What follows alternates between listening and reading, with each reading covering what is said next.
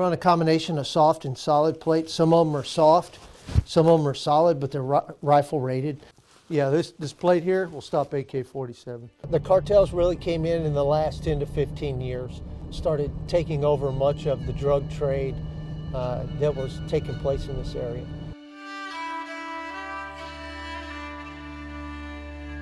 There's a complete change in the functionality of organized crime throughout our region when the prison gangs became contractors.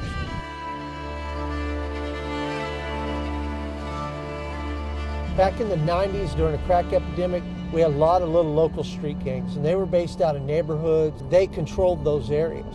But what happened was groups like the Mexican Mafia, Texas Syndicate, changed their business model and decided you didn't have to go to prison to be a member of their prison gang anymore. And as a result of that, they came in and told the little street gangs, congratulations, you work for us now.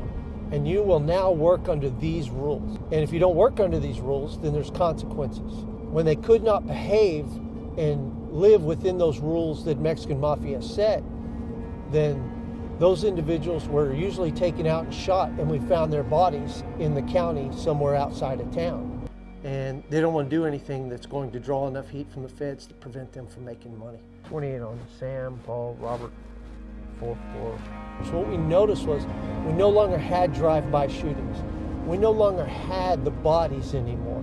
If you misbehaved and they wanted to get rid of you, you just disappeared. We don't find people dumped in ditches. We don't find people in lakes or rivers.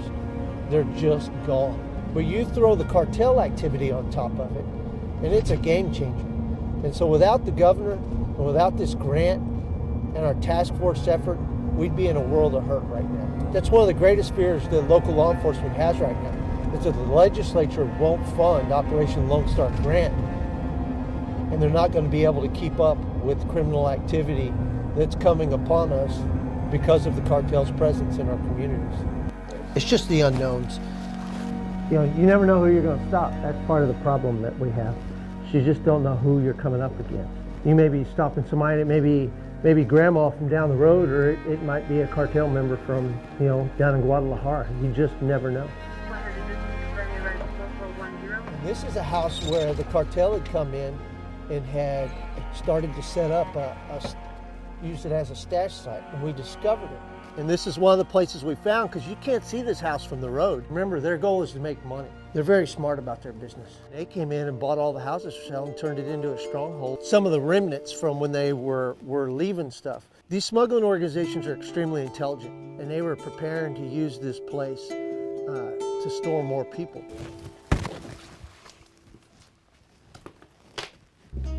They'll have somebody from this area that goes out and looks for locations like this, and once they find it, they'll mark it and as a possible stash site. People are products to them.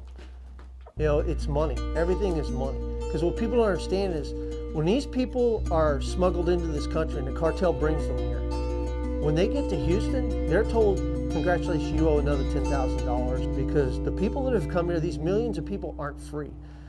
They are indentured servants within the United States of America. And most people think slavery ended, but it hasn't. It's just changed. You have to be willing to go places where nobody else will go, and spend the time and look. And this is one of the places we found, because you can't see this house from the road. They had been utilizing this barn over here to store people. When we discovered this, there was still trash in there. We were able to piece their travel patterns together based off of the receipts that we were able to find. These smuggling organizations are extremely intelligent. And so what they realized very quickly is that we were utilizing their trash in our criminal investigations. The problem is you leave out of here and you take right and you wind up in Pettis. Well, Pettis, the Mexican Mafia came in about a decade ago, and their members bought every house that was for sale in this little community, and they came in and bought all the houses for sale and turned it into a stronghold that's in the neighboring county. And so, it's a prime area, because the odds of you driving down this road and getting pulled over are pretty astronomical most of the time. In a stash site like this, what you may have one driver that brings them from just north of the checkpoint and gets them to here, drops them off, and they may wait here 30 minutes, they may wait here overnight, they may wait here for 2 or 3 days. for a driver from Houston to come and pick them up. They pay to get across the border. And then once they get across the border, then they get told how much they owe when they get to Houston. Most people think slavery ended, but it hasn't. It's just changed. It just looks different.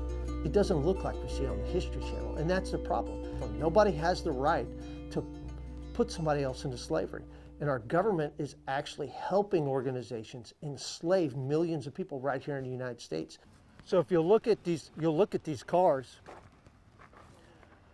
the county it's registered in is actually listed on the sticker. In the smuggling business, especially in the human smuggling business, it relies a lot on stolen vehicles. 2021, we jumped up to over 100,000 vehicles stolen in the state of Texas. And the reason for that is because they were being utilized to smuggle illegal aliens from the border to Houston. These organizations would put out the call, and so they may say, I need a Ford F-250, four-wheel drive, turbo diesel, crew cab, long bed. A subcontractor will go out and come back and say, I have a list of trucks that match your description, and I've dropped pins to where they're all at.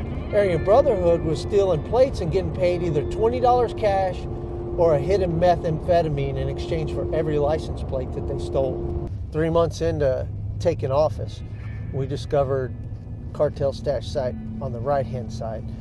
And I don't think there's really anything in here anymore. You know, you can see they had their drinks.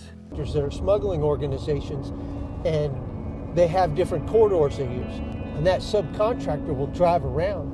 And what they look for is they look for entrances to places that aren't being utilized. And they'll come in there and they'll either cut the chain or they'll cut the lock, then come back and put their own lock on it, where we can bring X number of people and lay them down for so much time. The cartel really doesn't care what your race is. They don't care what your religion is. They just care about whether or not you can help fulfill their mission.